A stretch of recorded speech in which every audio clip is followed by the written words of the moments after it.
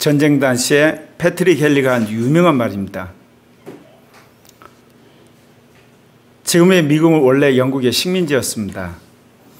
영국이 아메리카 대륙에 대한 가혹한 식민지 통치를 강화하니까 혁명세력에 대한 들의 그 저항도 거세졌습니다. 그래서 혁명 세력들이 이제 식민 정부를 무력화하기 위해서 민병대를 조직하려고 이제 전투를 시작했고, 또 이거를 이제 조직적으로 전개하기 위해서 버지니아에 모여서 회의를 했습니다.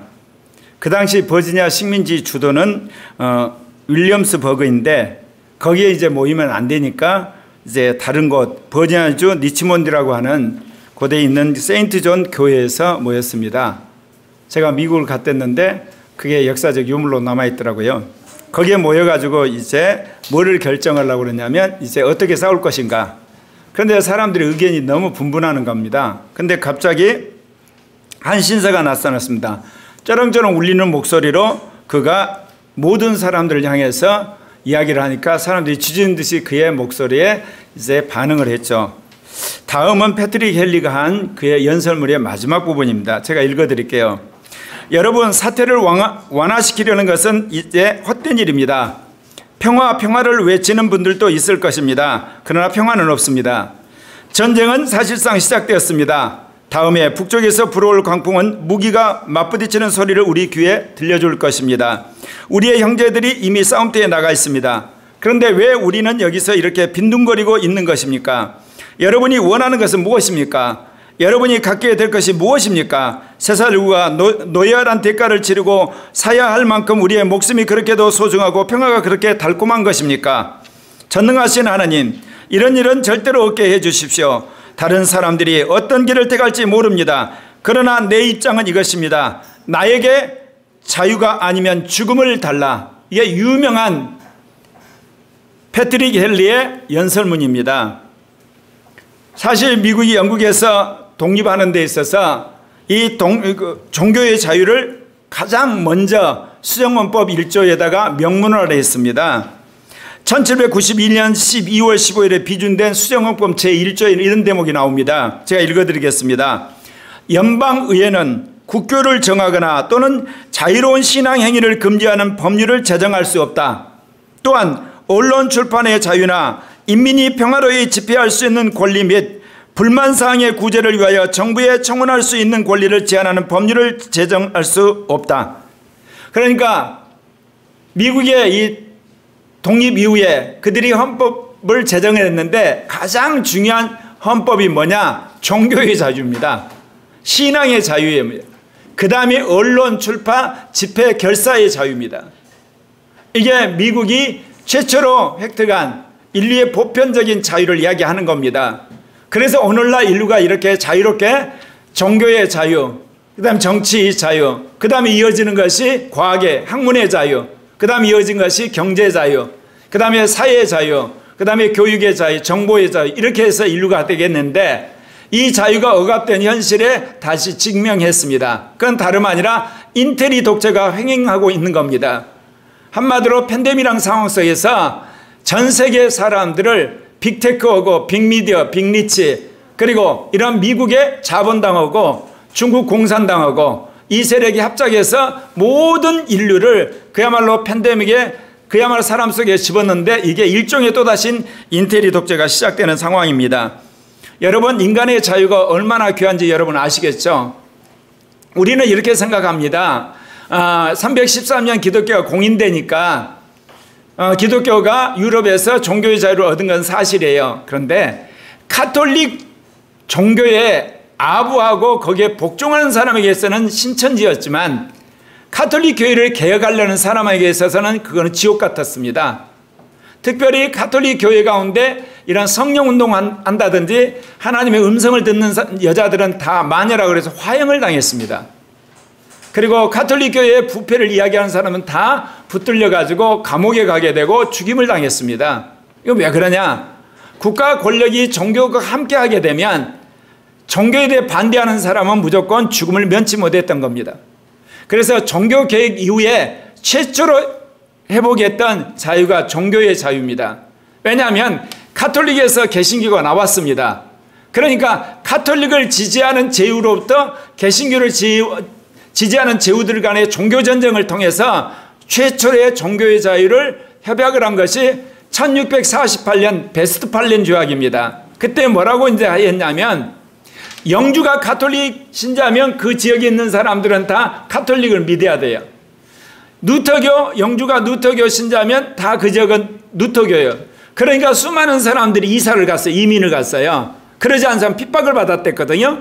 그래도 적어도 나름대로 종교의 자유가 인정이 되다가 완전한 종교의 자유가 인정된 것이 여러분한테 읽어드린 1792년 미국의 수정헌법 때 이제 어느 지역에 살든지 관계없이 정권의 탄압을 받지 않는다. 그게 가톨릭교도든 루터교든 개혁교회든 어느 신자든 관계없이 나라 안에서 국교가 없기 때문에, 그리고 이 종교의 자유를 핍박받지 않는다, 그렇게 이야기를 했습니다. 그런데 그 뒤로 여러분 지금 어떻게 됐습니까? 한 250여 년 지나고 나서 다시 국가 이름으로 종교가 탄압받는 상황이 와버렸어요. 언론이 탄압받고. 이건 뭐를 이야기합니까? 인간의 생명이라고 하는 이 의료 방역이란 것 가지고 사람들이 이렇게 억제는데, 저는 이 문제를 최초로 해결하고 극복할 나라가 한국의 개신교라고 저는 믿습니다. 그래서 어떻게 하든지 하나님께서 이제 다시금 제2종교개혁의 횃불 가운데서 한국이 다시금 이러한 전체주로 가는 세계적 상황 속에서 종교의 자유를 획득하는 나라가 되고 언론의 자유, 정치의 자유를 획득하는 날이 꼭 오리라 저는 믿어요. 그래서 왜냐? 말씀드린 것처럼 인류의 보편적 자유를 이 종교개혁을 통한 개신교인들이 획득했고, 그렇게 해서 베스트팔렌 조약과 미국의 독립선언서를 통해서 확보하듯이 하나님이 한국에서 이 주사파 정권을 극복하고 그런 가운데 종교의 자유를 다시금 확인을 하고 정치의 자유, 언론의 자유를 확보하리라 믿습니다. 그런데 서구라파에서 이렇게 획득했던 수많은 자유들이 오늘날 타락의 길로 가고 있습니다. 그건 다름 아니라 하나님을 부인하는 자유, 성경을 난도질하는 자유, 교회를 핍박하는 자유, 믿는 자를 탄압하는 자유, 음란하게 하는 자유, 그야말로 동성애를 법으로 제정해서 비판하는 사람들을 탄압하는 자유로 타락해 가고 있는 겁니다. 그래서 하나님은 한국 교회를 개혁하고 한국을 개혁해서 세계 모든 인류에게 새로운 도덕의 표준, 문화의 기준, 그리고 새로운 윤리의 기준, 사회 법규의 규정을 제시하게 될 것입니다. 여러분이 아는 것처럼 종교 개혁으로 이루어진 서구 500년 개신교 문명은 이제 끝났습니다. 하나님께서 한국과 한국 교회를 통해서 이제 새로운 인문의 문화를 만들어낼 것이고, 그 과정에서 종교의 자유라든지 언론의 자유, 표현의 자유, 양심의 자유, 이런 것을 기억고 회복하실 겁니다. 그것은 한국 역사를 보면 여러분이 금방 알아요. 여러분이 아는 것처럼 이승만 대통령이 얼마나 위대한 대통령입니까? 근데 결국은 4.19로 무너졌습니다. 여러분, 박정희 대통령, 여러분은 어떨지 모르지만 세계에서는 한강의 기적이라는 만큼 위대한 대통령입니다. 근데 결국 그도 11.25로 갔습니다. 그리고 여러분이 아는 그 신군부도 사람들이 11.25 결국 대통령 직선제로 국민이 끌어내렸습니다. 헌법을 바꿔버렸습니다. 그리고 박근혜 대통령 군사독재 망령을 회복하려니까 국민들이 촛불혁명으로 뒤집었습니다. 이제 주사파 정권 아무리 바라게도 살아남을 수 없습니다. 하나님이 어떻게든지 이거 뒤집어 엎어버릴 겁니다. 왜냐? 대한민국은 21세기 가장, 우리로 말하면 종교의 자유와 언론의 자유, 그 다음에 표현의 자유, 그 자유가 만끽되는 나라로 만들 겁니다. 왜? 그래야만 21세기 AI 시대 창조적인 문화가 만들어지는 겁니다. 가장 앞서가는 문화혁신의 나라가 되고 경제혁신의 나라가 되고 과학혁신의 나라가 될 것이기 때문에, 그래서 하나님이 그렇게 하시는 겁니다. 그런데 오늘 여러분에게 이 말씀을 드리는 것은 우리가 살아가는 데 있어서 자유 그러면 항상 등장하는 기독교에서 하나님의 은혜입니다. 그래서 수많은 사람들이 하나님의 은혜냐 인간의 자유의지냐 이야기를 하는데 한 가지 빼먹은 게 있습니다. 하나님의 심판이란 걸 빼먹은 겁니다. 그래서 성서적인 관점에서 이야기하자면 세 가지를 함께 이야기해야 됩니다. 첫 번째가 하나님의 은혜로 인간이 이제 자유롭게 됐을 때 인간이 자유의지에 따라서 자기가 행동할 수 있다. 거기에 마지막 하나님이 마지막 심판하신다. 이게 성경이 말하고 있는 하나님과 인간의 관계예요. 근데 사람들은 어떻게 했냐? 은혜냐 자유의지냐? 한마디로 말해서 인간이 마귀한테 속은 겁니다. 은혜와 자유의지와 심판입니다. 심판을 생각한다면 인간의 자유의지를 어떻게 사용하는가 인간이 숙고하게 되어 있습니다. 그리고 그 자유의지란 것은 인간이 은혜를 받았기 때문에 가능하다는 사실을 여러분 기억하면서 오늘 같이 말씀을 듣도록 하겠습니다. 첫 번째, 하나님이 영이 회개를 요구를 합니다. 회개를 요구할 때 인간의 자유의지가 있습니다. 회개를 하든지 말든지 자기가 판단하는 겁니다. 하나님이 이거 해주는 거 아닙니다. 회개하라는 것까지는 하나님이 합니다. 그 인간이 알아서 회개하든지 말든지 자기가 선택하는 거예요. 순종하는 사람은 어떻습니까? 예수 그리스도의 구원의 은총이 임함으로 구원의 믿음이 들어오게 돼 있습니다. 그래서 구원을 받게 되는 겁니다. 그런데 회개를 거부하게 되면 그는 이제 복음을 거부함으로써 구원받을 기회를 스스로 거부하는 겁니다. 여러분들이 오해하는 게 있습니다. 하나님은 어떤 사람은 천국을 갈 것으로 정해놓고 어떤 사람은 지옥 갈 그러신 하나님 아닙니다. 하나님은 모든 사람이 구원받기를 원하는 겁니다. 그래서 회개하라고 그러는 겁니다. 회개만 해라. 내가 다 구원할게. 근데 묘하게 인간이 회개를 거부한 인간이 있고 회개하는 인간이 있는 겁니다. 오늘 여기에 나온 여러분들은 회개해서 이 자리에 나온 겁니다. 그러니까 하나님이 여러분한테 구원하는 믿음을 줘버린 거예요. 그 믿음 때문에 여기에 나오신 줄 믿습니다. 사도행전 2장 38절 같이 읽겠습니다. 시작. 베드로가 이르되 너희가 회개하여 각각 예수 그리스도의 이름으로 세례를 받고 죄사함을 받으라. 그리하면 성령의 선물을 받으리니. 그래서 우리가 사실 회개함으로 믿음이 들어와가지고 성령까지 받아서 이 자리에 오게 된 것입니다. 여러분, 우리가 살아가는 데 있어서 인생에 여러 가지 힘든 일이 있고 어려운 일이 있지만 하나님 앞에 회개할 때 여러분 미루지 말고 그 자리에서 여러분 회개하시길 바랍니다. 그러면 여러분이 어떤 잘못을 했다가 주님이 용서하세요. 그래서 하나님과의 관계가 다시 회복이 되고 여러분이 믿음이 충만해서 승리하는 삶을 살게 되리라 믿습니다. 고린도후서 7장 10절에 이런 말이 있습니다. 하나님 뜻대로 하는 근심은 후회할 것이 없는 구원에 이르게 하는 회개를 이루는 것이요 세상 근심은 사망을 이루는 것이라. 여러분 혹시 죄를 졌습니까? 여러분 근심하지 마세요. 그냥 하나님 앞에 가서 회개하십시오. 여러분 혹시 여러분 무지해서 여러분 어떤 실패를 했습니까? 하나님 앞에 가서 무지함을 여러분 토해내고 주님 저에게 재기할 기회를 달라고 주님 앞에 구하십시오. 그러면 주님은 여러분을 다시금 살려주는 길을 분명히 제시할 것입니다. 그럼 왜 그러냐면 복음을 거절한 자에게 주님이 다시 회개를 요구하세요. 근데 아까 말씀드린 거 인간이 자유의지가 있다고 그랬잖아요. 그때도 인간이 자유의지가 있기 때문에 그 자유의지에 따라서 순종해서 회개하는 사람이 있어요. 근데 여전히 이번에도 불순종하는 사람이 또 나와요. 지독하게 불순종하죠. 그런데 자기가 깨닫고 다시 회개하고 순종하는 사람은 여전히 예수 그리스도를 믿음으로 구원하는 은총이 있단 말입니다. 그러나 그것을 거부하고 끝까지 마지막까지 불순종하는 사람은 불의한 자로 영원한 멸망에 가는 거예요. 하나님은 사랑이 너무 많으세요. 긍휼이 정말 풍성하신 분이에요. 우리가 한번 예수의 복음을 거부했다고 주님 그랬냐? 그 즉시 지옥에 안 보내요. 그런 사람에게 다시 회개할 기회를 주시는 거예요. 그러면 자기 자유의지에 따라 또 선택하는 거예요. 그때 깨닫고 회개하고 순종하는 사람은 구원을 얻는다 그 이야기입니다. 아마 여기 있는 분 중에 예수 한번 딱 전해가지고 예수 딱 믿겠습니다 하고 교회 나온 사람 아마 없을 거예요. 천천히 여러분 생각해보면 2번, 3번, 4번 그러다가 여러분 교회 나오신 거거든요. 하나님이 그렇게 해서 긍휼을 베푸신 거예요. 자비를 베푸신 거, 기도를 해주신 겁니다. 예, 그렇습니다. 예, 두 번째, 이제 구원받은 자에게 주님이 거룩함을 요구하세요. 이제 너 구원받았지? 이제 성령을 받았잖아요. 그러면 너가 세상 사람하고 똑같이 살면 되냐? 구원받았다고 거룩하게 살아야지 요구를 합니다. 이때 인간이 어떻습니까? 또 자유의지가 있어요. 자유가 있기 때문에 어떤 사람 어때요? 네, 알겠습니다. 그래서 성령에 따라서 주신 내 말로 순종하게 살죠. 그런 사람을 이제 주님께서는 어때요? 영생으로 견인하세요. 너가 내 말에 순종하고 성령 안에 사는 거 보니까 너는 이제 내가 도장 찍었다. 이거 견인이라고 그래요. 단순히 주님이 인도한다 그런 뜻이 아니에요. 주님이 콱 잡아가지고 너를 영생으로 내가 끌고 가겠다. 걱정하지 말아라. 그런 단계에 들어가게 되는 거예요. 그러니까 예수를 믿는다고 해서 누구나 처음부터 견인하는 거 아니에요. 주님이 거룩하게 살아가는데 그게 순종을 하거든요.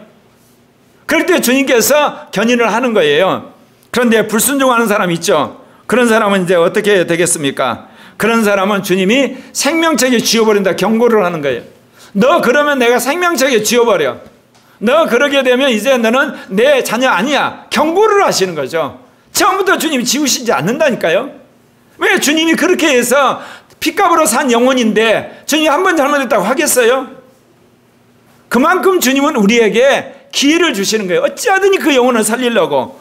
고린도후서 6장 1절 한번 같이 읽겠습니다. 같이 읽습니다. 자, 우리가 하나님과 함께 일하는 자로서 너희를 권하노니 하나님의 은혜를 헛되이 받지 말라.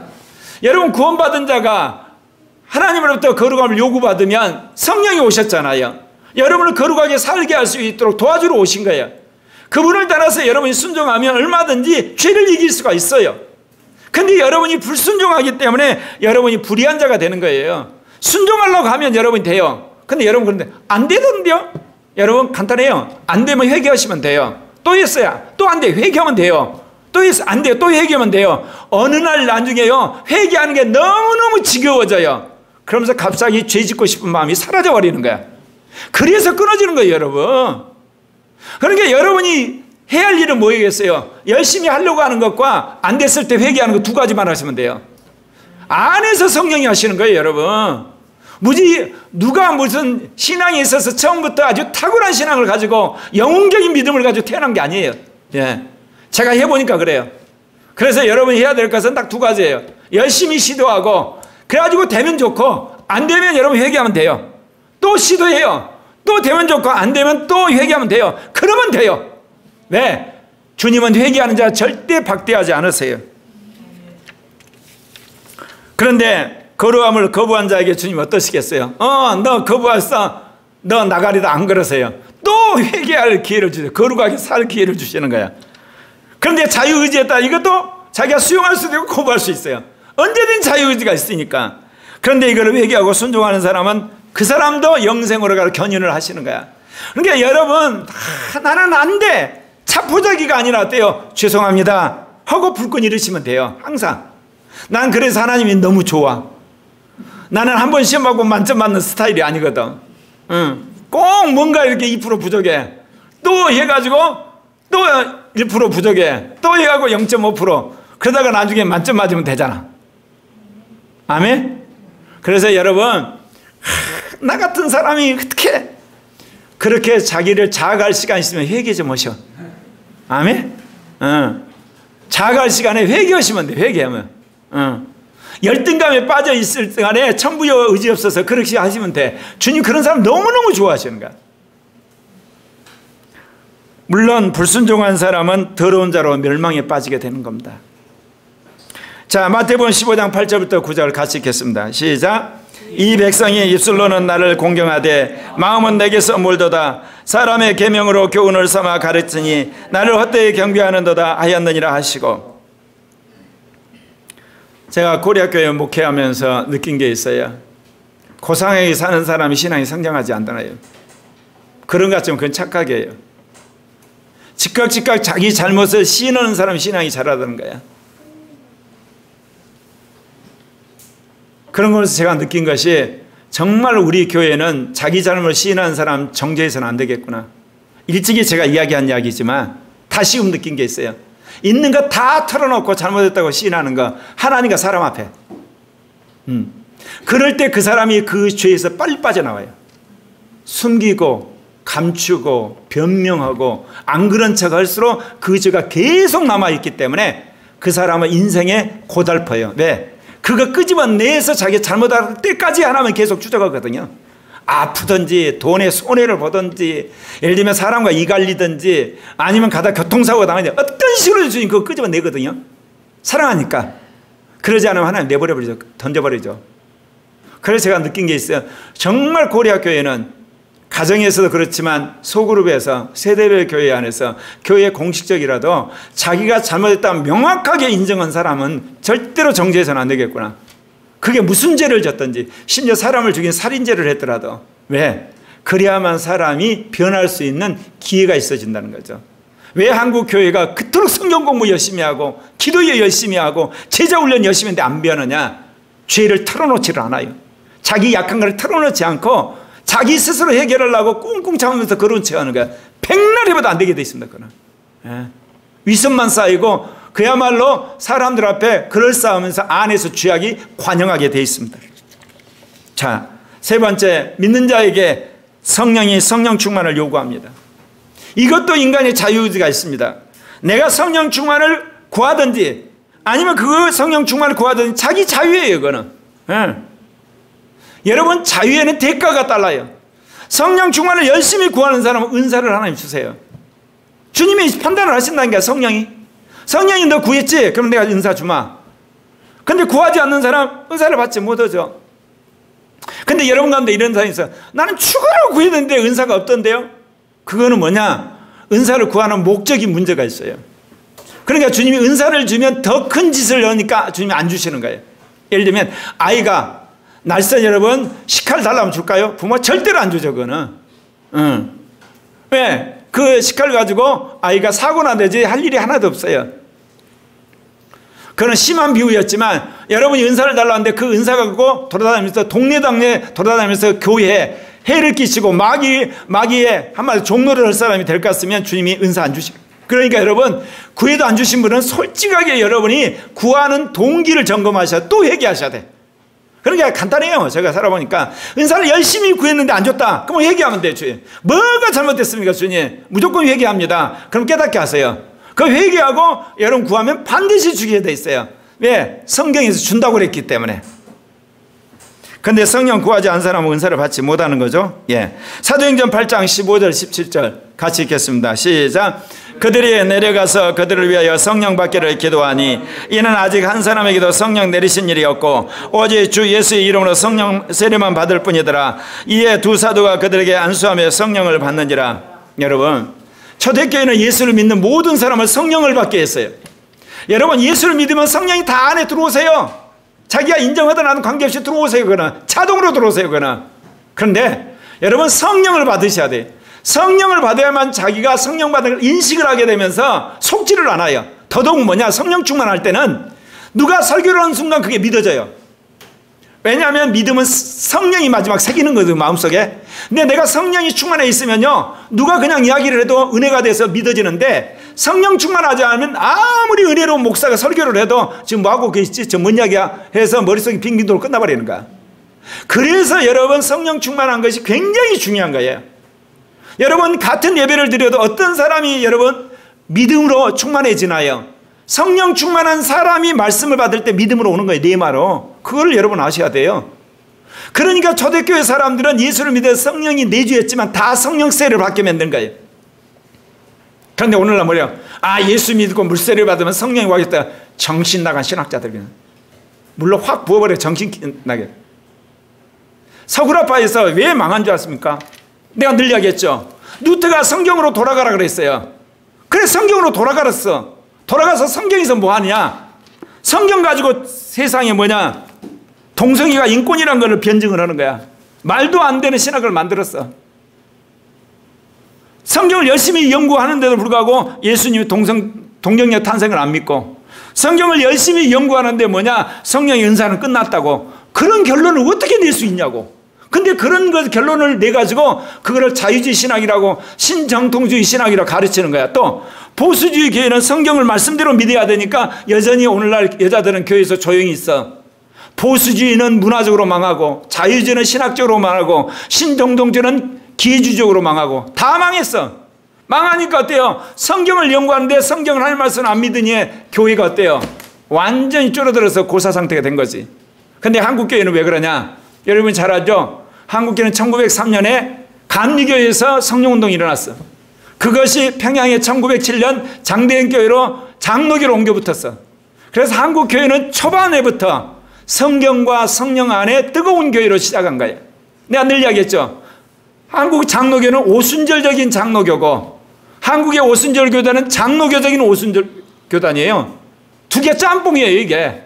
그래서 사람들이 다 성경을 하나님 말씀을 안 믿어요. 누가 제일 안 믿냐? 신학교 교수들. 신학교 교수들 전부 쫓아내서 밥그릇 이렇게 뺏어버려야 돼요. 아니 실제로 내가 그러려고 그래. 그래서 직업 가진 사람들을 키우는 신학교 세우려고 그래. 그러면 요즘 그 젊은 사람들은 머리 팩 돌아가잖아. 직장 그만두고 신학교 가느니 그야말로 온라인으로 하는 신학교 그거 참 좋다. 그럼 아마 지금 있는 한국의 신학교를 전부 다 이렇게 문 닫아야 될 거야. 앞으로 준비해서 한 4, 5년 중에 그거 하려고 그래. 그래서 주중에는 뭐냐? 온라인 신학교 하고, 그 다음에 토요일 주말에 센터되는 지역교회 와가지고 실천신학하고 성령운동하고. 뭐 하냐? 신학을 배웠다는데 성경이 하나님 말씀이라고 안 배운 거야. 믿지를 못해. 지금 무슨 이야기를 이야기한 줄 아시죠? 예수를 믿으면 뭐 해야 돼요? 성령 충만을 받으셔야 돼요. 예수님 말한 것처럼 성령 세례를 받으셔야 되는 거예요. 예. 그러면 이제 어쩌냐? 성령 충만을 구하지 않는 사람이 주님이 어떻게 하시겠어요? 그 사람에게 또다시 주님께 성령 충만하고 또 하나님 환경을 조성해. 근데 인간이 또 자유의지가 있잖아. 그런데 그때 깨닫고, 아, 성령 충만을 구하고 방언을 받고 은사를 받아야겠다. 그런 사람이 있을 거 아닙니까? 그런 사람이 하나님께서 은사를 주시는 거예요. 예. 제가 1982년 성령 세례를 받을 때 방언을 거부했다고 그랬죠? 거부를 하고 3년 동안 내가 싹싹 빌어가지고 1985년 8월 달에 방언을 받았는데 10시간 삼각산에 가가지고 윤합률 전사님 오고 해가지고 학습방언을 받았다고 그랬죠? 내가 거부를 했더니 성령께서 놓여가지고 아무것도 모르면 가만히나 있지 왜 네가 거부했냐? 그래서 내가 3년을 싹싹 빌었다고. 여러분 주셔요. 안 주시면 회개하면 돼. 뭐 때문에 안 주시는 거예요? 잘못한 거 있으면 말해 주세요. 안 그러면 당신이 잘못한 거니까 가부가 우리 결판 집시다. 그러면 하나님이 아시고 여러분 가르쳐 주세요. 아멘? 그런데 성령 충만을 구하지 않는 사람은 어떤 사람일까요? 육신적이어서 그래요. 네. 거룩하게 살고 싶고 영적으로 살고 싶은 생각이 없거든. 성령을 따라 살게 되면 하나님 나라 백성으로 살아야 되는데 이 땅에서 자기가 자기 마음대로 살고 싶은 거야 실은. 예. 그러니까 온갖 이유로 돼. 신학적 이유도 되고 뭐 사회적 이유도 되고 뭐 방언하는 사람이 어떻다고 은사받 정신 나갔어. 그러면 예수님이 사도들한테 그러면 성령 세례를 받으라고 왜 그랬겠어? 말도 안 되는 이야기를 하는 거예요 여러분. 그건 뭐냐? 육신적으로 편하게 살고 싶었어. 여러분 모두가 성령 충만을 받는 여러분 되시길 바랍니다. 사도 바울이 고린도전서 14장 1절에 그랬어요. 같이 읽읍시다. 시작. 사랑을 추구하며 신령한 것을 사모하되 특별히 예언을 하라고. 구약의 사역자가 누구예요? 선지자라고 그러잖아요. 예언자. 근데 신약에 와서 예언이 중요한 은사가 아니라 뒤로 밀렸어요. 사실 보편적 은사가 된 거예요. 왜 예언이 그럴까요? 한 사람이 이 땅에서 정말 주님 안에서 온전히 살려면 공동체가 예언을 받아야 돼요. 어떤 사람 그래요? 세계 5분 후에 일어날 일만 하면 세계 주식시장 다 쓸어 담는다고. 안 그렇습니까? 이 시대에 필요한 은사가 예언이야. 정치 예언, 경제 예언, 사회 예언, 과학 예언, 교육 예언, 문화 예언, 모든 걸 예언해. 그래야만 교회가 든든히 서는 거거든요. 하나님 그래서 우리 교회 환상을 통해서 대언을 통해서 예언의 은사를 주신 거예요. 왜? 한 사람이 바로 서야 되잖아. 한 가정이 바로 서야 되고 한 기업이 한 교회. 그래서 오늘 특별히 사도 바울이 그 이야기 한 거예요. 방언하고 방언 통변 다음에 예언 구해라 그랬던 겁니다. 자, 네 번째. 자, 은사 받은 사람에게 주님이 요구하는 게 있죠. 이웃 사랑하는 거예요. 은사 가지고 이웃을 섬기라고 그래. 은사는 받았어. 이웃 사랑할 때 또 이게 자유의지가 있는 거야. 어떤 사람 어때요? 그 말에 순종해서 이웃을 열심히 은사 가지고 섬기는 사람이 있는가 하면 어떤 사람은 자기를 위해 사용하는 사람이 있어. 그거 가지고 치부를 하고 그거 가지고 이름 날리고 그거 가지고 자기 왕국 세우고 그거 가지고 단체 만들어서 자기 세력 만들어가는 사람. 여러분 이웃을 사랑하는 사람은 주님이 하늘의 상을 쌓게 하세요. 그런데 그러지 않은 사람은 은사가 소멸되어 가는 거예요. 예. 데살로니가전서 5장 19절 20절 같이 읽겠습니다. 시작. 그 영을 소멸하지 말며 예언을 멸시하지 말고 범사에 헤아려 좋은 것을 취하고 악은 어떤 모양이로 버리라. 종말이 되면 될수록 여러분 영의 충만을 받으셔야 돼요. 여러분 특별히 예언 안에서 여러분 인도를 받으셔야만 돼요. 하나님 그거를 기뻐하시는 거예요. 그래서 오늘 사도 바울이 종말을 기다리는 데살로니가 교인들한테 이야기를 했던 겁니다. 앞으로 교회가 정말 놀랍게 될 거예요. 여러분은 그런 생각을 하죠. 이 한국이 지투된다고 우습게 생각하죠. 그러질 않아요. 하나님이 앞으로 한국 안에 성령의 놀라운 역사를 부으실 텐데 고려교회부터 여러분 배우셨죠. 우리는 그냥 은사 받고 여러분 귀신이나 쫓는 그런 정도가 아니라 영의 법에 따라서 거룩한 자가 되고 하나님 기뻐하는 자가 됐을 때 한국에 수십, 수백, 수천 명의 예언자들이 등장하면 이 나라가 어떻게 되겠어요? 세계 경제, 세계 정치, 세계 외교, 세계 문화, 과학 주름 잡지 않겠어요? 하나님 그걸 가르쳐 주는데 그걸 당할 나라가 어디 있겠냐고. 그런 나라를 만들 계획이라니까요. 그런데 주님께서는 은사를 소멸한 자에게도 회복할 기회를 주시는 거예요. 이때도 자유의지가 있죠. 그 말에 따라서 회개하고 다시 은사를 회복해서 이유를 섬기는 사람이 있어요. 그런 사람은 주님이 하늘의 상을 쌓도록 주님 판단을 하시는 거예요. 그런데 여전히 어때요? 은사를 자기를 위해 사용하거나 그 은사를 우습게 여기는 사람들, 그런 사람들은 불법을 행한 사람은 더러운 자로 심판을 받는 거예요. 이런 이야기하면 꼭 따라다니는 사람이 있어요. 나 그러니까 성령 충만 안 받고 나 그러니까 은사 안 받는다니까. 그런 사람이 있어. 얼마나 악한 자야. 하나님이 성령을 받으라고 성령을 구하라고 했는데 자기가 거역한다? 그거 구원받은 사람이에요? 얼마나 육신적이에요. 주님이 그 사람을 구원해서 쓰시고자 하는 계획이 있는데 그럼 순종해야 되는 거 아니에요? 우리는 우리 마음대로 살 자유가 없다니까요. 실은 그 자유는 여러분 대가는 여러분 멸망이야. 주님의 피로 여러분을 샀어. 그러면 주님이 마음대로 쓰는 거야. 그러나 거절할 자유는 있어요. 그러나 그 대가는 혹독한 거예요. 마태복음 7장 21절 23절 우리 굉장히 많이 봤던 구절은 이거 성령운동하는 우리 교회에서 너무 중요하니까 이거 계속 여러분 마음속에다 새기셔야 돼. 자 읽읍시다. 시작. 나더러 주여 주여 하는 자마다 다 천국에 들어갈 것이 아니요 다만 하늘에 계신 내 아버지 뜻대로 행하는 자라야 들어가리라. 그날에 많은 사람이 나더러 이르되 주여 주여 우리가 주의 이름으로 선지한 노릇하며 주의 이름으로 귀신을 쫓아내며 주의 이름으로 많은 권능을 행하지 아니하였나이까 하리니 그때에 내가 그들에게 밝히 말하되 내가 너희를 도무지 알지 못하니 불법을 행하는 자들아 내게 떠나. 법을 어긴 거야.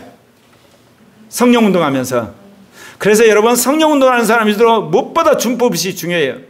국가의 법, 사회의 법, 양심의 법, 교회의 법, 그 다음에 성경의 법, 성령의 법 잘 지켜야 돼요. 이게 왜? 이게 하나님의 은사를 사용하는 하나님 나라의 헌병이거든. 하나님 나라의 관료야. 근데 하나님 나라의 관료가 법을 어기게 되면 하나님이 욕을 얻어먹어. 그러니까 하나님이 즉각적으로 그거 징계하시는 거야. 그래서 역사적 은사자들이 이단이 돼가지고 망한 사람들 많죠. 우리 생각했던 은사를 받았으면 하나님이 잘 쓰셔야 되는데 이들이 자유의지를 사용해서 자기 멋대로 하니까 하나님 어쩔 수 없이 버려버린 거야.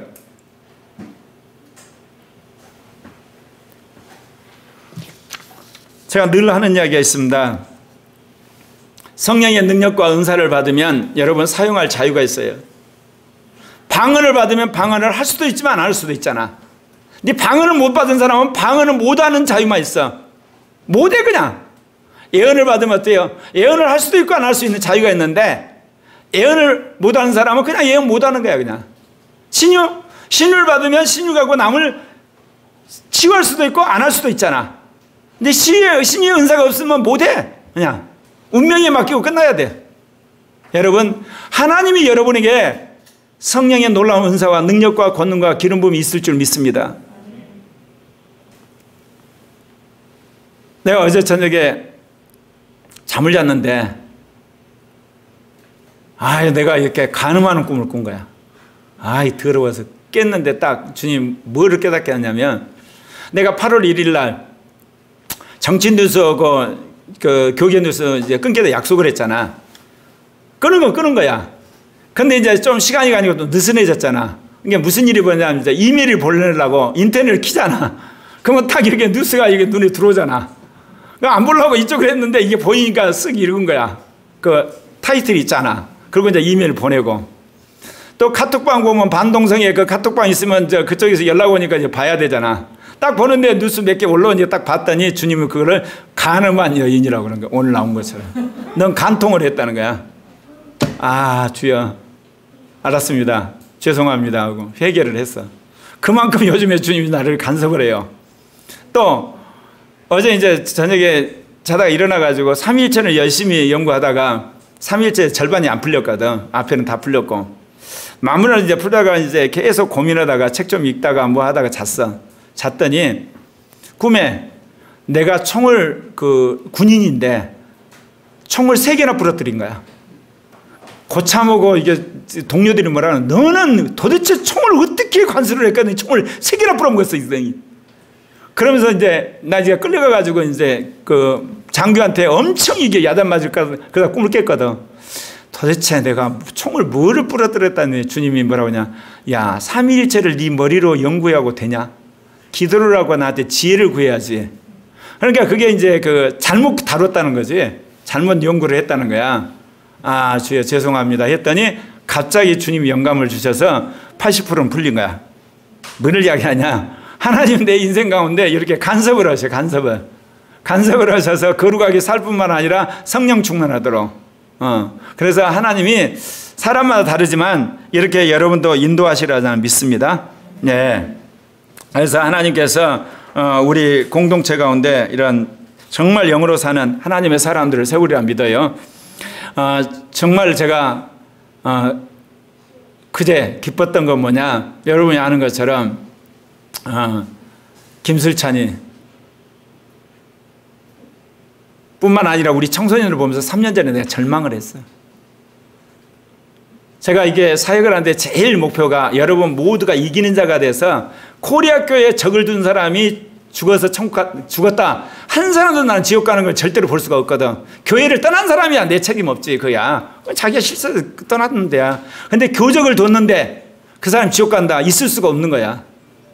그래서 다 이기는 자가 만든 게 내 평생의 목표고. 두 번째, 코리아 교회에 결혼해서 왔다. 근데 코리아 교회에 결혼해서 왔는데 이혼이 있을 수가 없는 거야. 남편과 아내 자아를 확실히 깨버려가지고 옛사람은 둘이 다 바금바금 만들어가지고 행복한 부부로 만들어서 죽을 때는 당신 만난 것이 내 인생의 최고의 행복이었고 그야말로 하나님 축복이었다고 그렇게 만들어야 돼. 그게 두 번째고. 세 번째는 뭐냐. 세대복음을 꼭 해야 되는 거야 이제. 세대복음을 해서 지금까지 열심히 해서 그 세대복음 그런 게 다른 거 아니에요. 내가 60대니까 50대 지도자 키우고 40대 지도자 키우고 30대 지도자 키워야 되는데 20대고 10대고 빵대가 없는 거야. 딱 보니까 싹수가 없어. 내가 그래서 기도를 제대로 하는 애가 있나, 아니면 자발적으로 뭐 눈물을 흘리면서 예배드리는 애가 있나, 아니면 찬양이 좋아서 펄펄 뜨는 애가 있나 내가 찾아보니까, 아니면 공부를 잘해가지고 뭐가 소문난 애가 있냐 그것도 아니고, 부모를 효도를 잘해가지고 야 우리 자식 효도라는 것도 어디를 봐도 이게 뭐 이게 특활되는 애가 하나도 없는 거야 이게.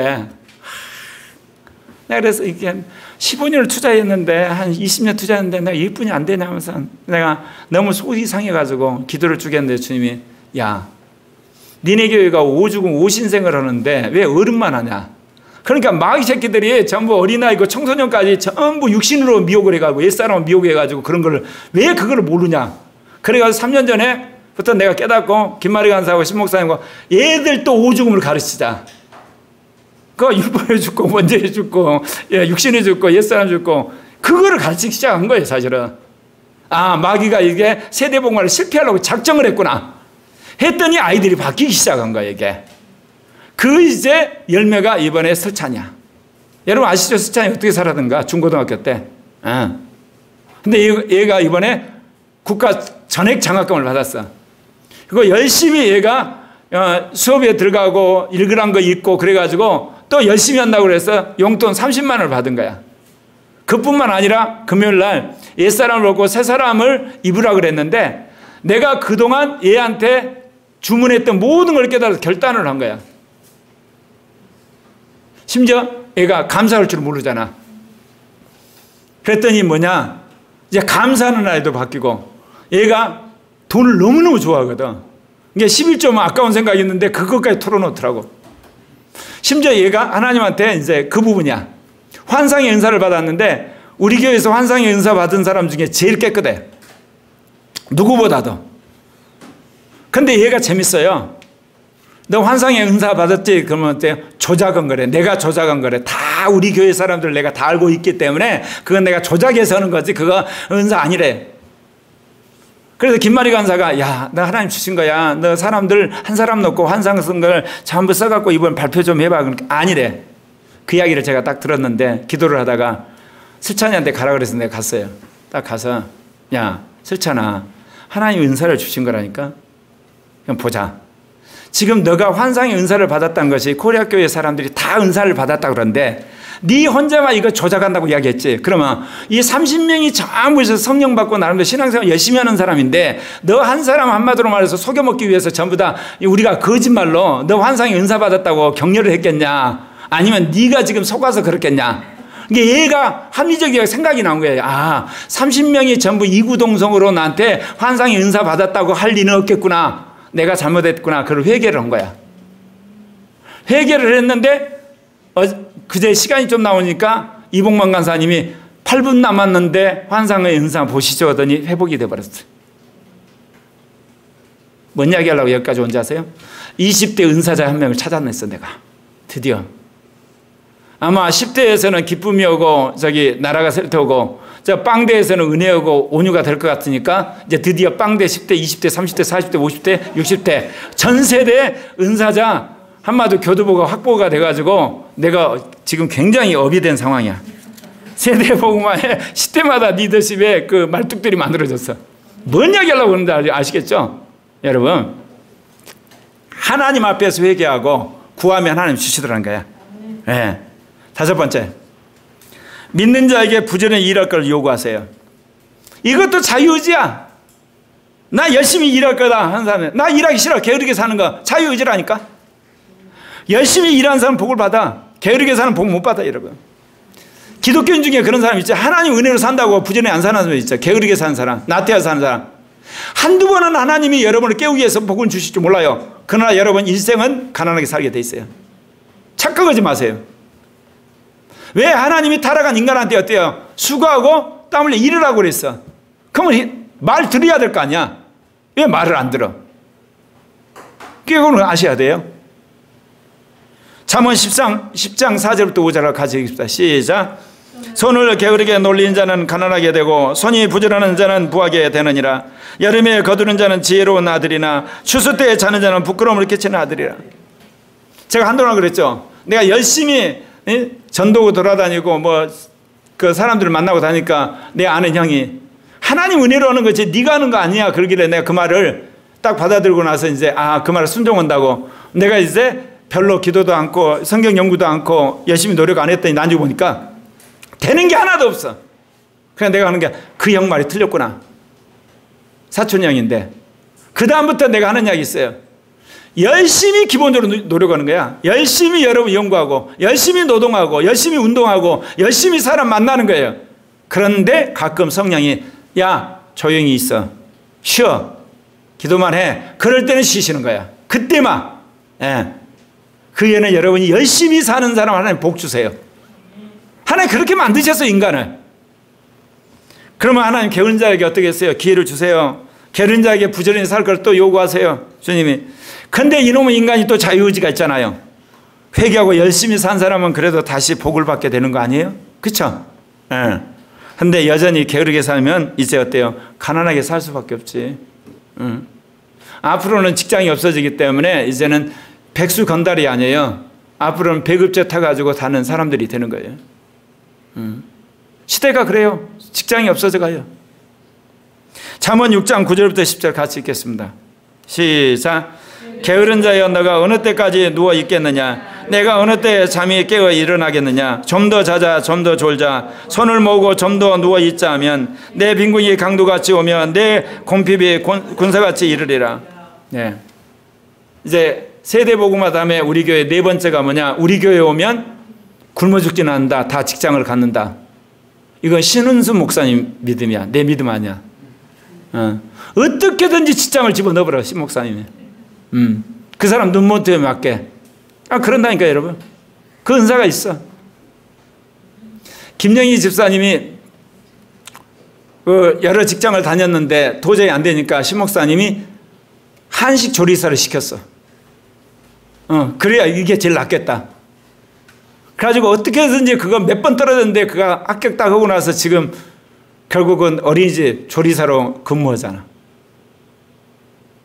그래서 코리아 교회 오면 확실히 직장 갖게 돼 있어. 세상에 어떤 일인지 아시죠? 고이고 목사님 목회하다가 이제 직업까지 목사 되겠다고 했는데 그 살아생전에 수학과 물리학도 안 했는데 내가 봤을 때 도저히 전기기능사 2급 필기 합격을 갖지 않았는데 기적같이 합격을 했어. 이제 실습만 합격하면 돼. 이거 다 신은수 목사님 탓이야. 나하고는 관계없어. 나는 그래서 그거 될까 그랬거든. 될까. 나중에 보니까 될 것 같더라고. 기적적으로. 뭐냐, 네 번째 우리 교회 오면 굶어 죽지는 않고 다 직장 가자. 왜? 하나님이 사람 뜯어 고쳐볼 거거든. 근데 제일 중요한 거는 부지런해야 돼. 열심히 기도하고. 네, 하나님 그렇게 하시는 겁니다. 근데 복받은 자에게 주님이 요구하는 게 있어요. 계명 지키라고 그래요. 내가 복받았으니까, 내가 이게 돈 좀 벌었으니까, 내가 안다, 내가 이게 지위 있다, 마음대로 살면 안 돼. 계명대로 살 걸 요구해요. 근데 인간이 자유의지가 있잖아. 어떤 사람은 계명을 지키는 사람이 있는가, 어떤 사람은 어때요? 자기 멋대로 사는 거지 이제 또. 그럼 어떻게 됩니까? 계명에 순종하는 사람은 하늘의 복을 쌓는 거죠. 하늘의 상을 쌓아. 면류관의 주인공이 되는 거예요. 그런데 그러지 않은 사람은 고난을 자초하는 겁니다, 여러분. 야고보서 5장 1절부터 3절 같이 읽겠습니다. 시작. 들으라 부한자들아, 너에게 이 말 고생으로 말미암아 울고 통곡하라. 너희 재물은 썩었고 너희 옷은 좀 먹었으며 너희 금과 은은 녹이 슬었으니 이 녹이 너희에게 증거가 되며 불같이 너희의 살을 먹으리라. 너희가 말세에 재물을 쌓았도다. 예, 결국 그렇게 되는 거예요. 근데 주님이 너무 사랑이 많으시고 긍휼이 무한하신 분이 한마디로 불순종해서 고난당한 사람 또 불러내서 회개의 기회를 주잖아요. 야, 너 회개하고 계명 지켜라. 그러면 그가 이제 순종하게 되면 또 그 사람도 하늘의 상을 쌓을 기회가 있는 거예요. 그러나 끝까지 계명 불순종하면 인생 막혀서 그야말로 고통 가운데 살다가 별볼 없이 끝나버리는 거예요. 사랑하는 형제 자매 여러분, 하나님 우리에게 자유의지를 주셨어요. 그 자유의지는 뭐 하는 거냐? 하나님을 섬기라고 주신 거예요. 하늘의 상을 쌓으라고 주신 거예요. 은사를 잘 사용하라고 주신 거지. 여러분 멋대로 살아보십시오. 대가는 꼭 주님이 심판하십니다. 지금까지 수많은 사람들이 하나님의 은혜와 인간의 자유의지란 것만 이야기한 거야. 뒤에다 하나를 안 붙였어. 하나님이 심판한다는 걸 안 붙인 거야. 하나님 심판한다니까. 사실 오늘 이 설교 제목은 문수영 집사님 때문에 만든 거야. 새벽 끝나고 끝났는데 문수영 집사님 이런 질문을 하는 거야. 왜 하나님은 잘못한 거를 미리서 말해가지고 어려움 당하지 않게 하지 왜 그렇게 반대 안 하시나 딱 하는 순간 내가 그랬어요. 성령께서 이미 음성 줬는데 무시하고 자유의지를 사용해가지고 자기가 나쁜 짓을 했으니까 대가를 치른 거지 하면서 이 설교해야 되겠다고 작정을 한 거예요. 여러분, 하나님 은혜를 주실 때 은혜하다 그래서 꼭 주문사항이 있어요. 율법을 주시든지 계명을 주시든지 이게 은혜를 어디다 쓰라고 주님 지시를 하든지 이거 가지고 뭐를 하라고 이웃을 사랑하든지 꼭 말씀을 하세요. 근데 그거를 사람이 자유의지가 있기 때문에 육신의 정욕 때문에 어겨요. 어기면 그 다음에 분명히 하나님 대가를 치러요. 특히 영의 음성을 듣고 사는 사람들은 어째요? 영이 소멸돼요. 주님이 왜 저를 그런 식으로 이렇게 꿈속에서 이야기를 하실까요? 저의 평생의 소원이 있어요. 주님, 저는 하루에 교회 예배당에서 4시간씩 5시간씩 기도라고 명령해 주지 마세요. 나는 절대로 그러지 못해요. 그럼 빨리 천국 데려가 주세요. 나는 평생에 그런 내 생각에 그렇게 주님이 나를 인도하실 거라는 생각을 안 해요. 근데 어떤 사람들을 보면 뭐 하루에 8시간씩 9시간씩 예배당에서 기도를 했대. 나 같으면 아마 세상 뒤집어질 거야. 그 대신 주님, 나는 다니엘 같은 사람, 행정가잖아. 총리인데 선지자잖아. 요셉 같은 사람, 얼마나 치열한 정치 현장에서 정치가인데 음성 듣는 선지자나. 나는 그런 사람 되기를 원합니다. 그래서 주님이 뭐라고 그래? 그러려면 요구사항이 있다. 날로 먹으면 안 된다. 너는 말하고 생각하고 행동하고 모든 부분에 내 음성을 듣고 내 말에 순종을 하고 잘못되면 즉각 회개해야 된다. 그래서 주님이 나를 그렇게 인도하시는 거예요. 낮에는 내가 맨정신이 잘 모르잖아요. 그러니까 딱 눕혀놓고 꿈속에서 주님이 이건 간음이야. 세상을 갖고. 야, 이거는 내한테 훈련 제대로 안 받은 거야. 이거는 너가 지금 마귀한테 속은 거야. 꿈속으로 다 지시를 하셔가지고 깨어나고 와서 회개해가지고 제대로 살도록. 무슨 이야기 하려고 온 줄 아세요, 제가? 기어이 내가 성령과 인디하는 종이 돼서 코리아 교회가 성령 운동으로 유명한 교회를 세워야 되겠다 작정을 했어. 그래야만 코리아 교회뿐만 아니라 한국을 살리지. 아시아를 살리고 세계를 살리지. 그래서 여러분 성령 충만의 길은 딱 2가지가 있어. 하루에 4-5시간씩 금식하면서 열심히 기도를 하든지 제가 하는 것처럼 모든 일과 말과 행위와 생각에 있어서 거룩하게 주님 앞에서 여러분이 성별하든지 못 살면 회개하든지 그렇지 회개하면 되지. 두 가지 외에는 길이 없어요 여러분. 근데 저는 전자가 아니라 후자를 택했어요. 여러분도 둘 중에 하나는 골라 잡으셔야 돼요. 그래야만 하나님이 여러분을 성령 충만하게 하시거든요. 그래야만 이 시대에 여러분도 좋고 여러분 주변도 좋고 우리 교회가 좋고 한국을 살리는 겁니다. 그런 사람을 하나님 살리기를 원하시는 거예요. 그래서 그런 사람들이 여러분 수십 명, 수백 명, 수천 명 한국에서 일어나게 될 때 한국이 세계적인 문화 강국이 되고 정치 강국, 외교 강국, 군사 강국 안 되겠습니까? 되죠. 그런 날이 오리라 믿습니다. 자유의지, 주를 위해 사용하는 여러분 되시기를 바랍니다. 기도하겠습니다.